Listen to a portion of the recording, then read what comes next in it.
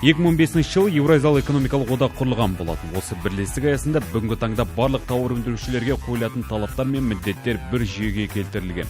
Қазіргі таңда экономикалық бірлестік аясында 40-қа жуық техникалық регламенттер қабылданып, оларға тиісті 2075 мемлекетаралық стандарттар жасалуда.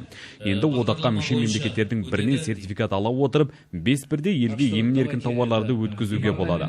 Бүгінгі семинардың басты мақсаты да осы. Одақ аясында тауарларға қойылып отырған стандарттарды кеңінен түсіндіру. Осылайша халықаралық деңгейде өз құқықтарымыз бен міндеттерімізді сапалы орындауға ықпал жасау. Проделана колоссальная работа 5 странами, экспертами.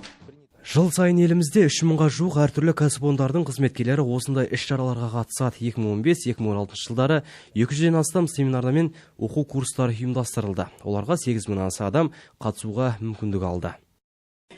Қазақстанның стандарттау және сертификация институты қазіргі таңда отандық экспорттаушы компаниялармен белсенді жұмыс атқаруда. Олар бұл өндіріс орындарында өздерінің базаларында техникалық комитеттер құруға үгіттеуде. Сондай қазақстандық және халықаралық техникалық комитеттердің осы жұмыстарға белсенді араласуына септігін тигізіп жатыр. Осылайша қазіргі таңда Жамбыл облысында 2 техникалық комитет құрылған болатын.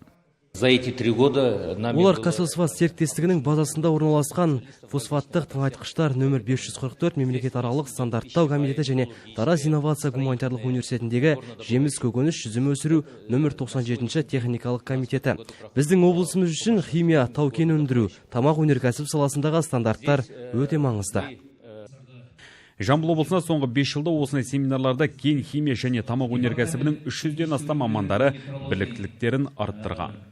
Международный стандарттарды білдік, таныстық және таможня союзының арасында қолданатын стандарттарды меңгеріп алдық.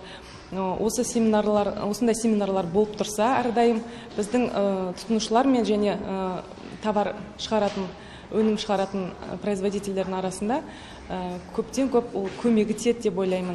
Семинарға машина жасау, тау-кен өндірісі және де басқа да салалардан барлығы 100-ден астам мамандар қатысты. Олар бұл жиында өздеріне қажетті барлық ақпараттарды алды. Осылайша Еуразиялық экономикалық одақ аясында тиімді жұмыс істеуіне мүмкіндік болмақ. Ал бұл өз кезегінде қаламыздың әлеуметтік экономикалық дамуына өзіндік сеп болады. Шерхан Абделиев, Руслан Бегалы, жаңалықтар қызметі.